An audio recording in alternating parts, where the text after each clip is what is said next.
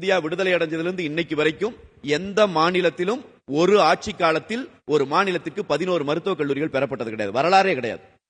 அவர் பெற்றார். 11 மருத்துவக் கல்லூரிகளை கொண்டு வந்தார், 68 கலை அறிவியல் கல்லூரிகளை கொண்டு வந்தார், 7 சட்டக் கல்லூரிகள், 5 வேளாண் பல்கலைக்கழகங்கள், இதெல்லாம் 2 வருஷத்துக்குள்ள கால்நடை வளர்ப்பு கல்லூரி, இத்தனையும் அவர் கொண்டு வந்து சேர்த்தார்.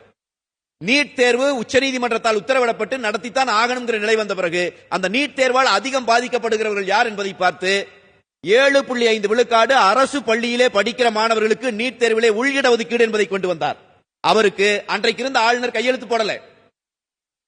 அப்படியே காத்துல மேடையில் ஏறி காத்துல ஓவியம் போடல, அவரு கருப்பு கொடி தூக்கிட்டு ஓடல. அவர் என்ன செஞ்சார்? அரசியல் அமைப்பு சட்டம் முதலமைச்சருக்கு கொடுக்கிற அதிகாரத்தை பயன்படுத்தினார். 162B அந்த சட்டப்பிரிவு இதுவரைக்கும் எந்த முதலமைச்சரும் பயன்படுத்தாத பிரிவை பயன்படுத்தி 7.5 விழுக்காடு உள்இட ஒதுக்கீட்டை அந்த ஆண்டே அமுல்படுத்தி அந்த ஆண்டே 600 பிள்ளைகள் அரசு மருத்துவக் கல்லூரிக்குள்ள போனாங்க. இதெல்லாம் தான் அவர் செய்து காட்டிய சாதனை. இப்ப இது மாதிரி என்னால் தொடர்ச்சியா பட்டியலிட முடியும். 2000 அம்மா மினி கிளினிக்களை கொண்டு வந்தார். இப்ப நாம் தமிழரும் சரி தாவேகாம் சரி இந்த ஆட்சிக்கு வராத 2 கட்சிகளும் மறுபடியும் சொல்றாங்க பாருங்க, கல்வி இலவசமாக இருக்க வேண்டும், மருத்துவம் இலவசமாக இருக்க வேண்டும். கல்வி இலவசமாக இருக்க வேண்டும் என்பதற்கு எடுக்கப்பட்ட அந்த முயற்சி தான் 11 மருத்துவக் கல்லூரிகள்.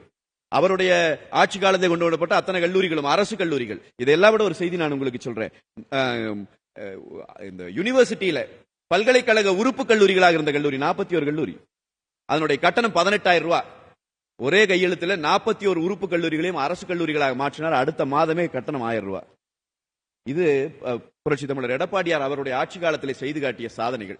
இப்படி ஒரு மனிதர், இவர்களால் எதுவுமே செய்ய முடியாது என்று இவர்கள் எல்லாம் விமர்சனத்தை வைத்துக் கொண்டிருந்த போது சாதாரண குடும்பத்திலே இருந்து வந்து அந்த மனிதர் சாதித்து காட்டார்.